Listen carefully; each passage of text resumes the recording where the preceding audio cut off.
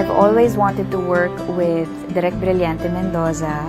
He called me a few times before, but I think nagtugma rin yung material and yung schedule this time around.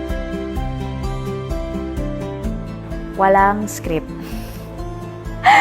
Walang script. With this film, I get it right on the spot, right before I take the scene. I try to process everything, I try to absorb everything right before I take the scene. Feeling ko parang lagi akong sinasabak sa gera ng kagigising ko lang, ganyan. Ganun yung feeling palagi. Honestly, lahat po ng nakatrabaho ko dito sa pelikulang ito ay unang beses ko pong nakatrabaho because they are all from the other network.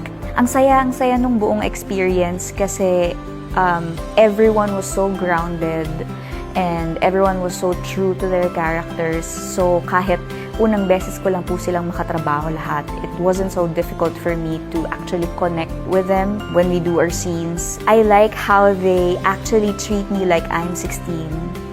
Pagkausap nila ako even when the cameras aren't rolling. Kasi kahit papaano, at least yung dynamics namin, yung rapport namin, pag nag-eksena kami, hindi siya nawawala kahit off-cam.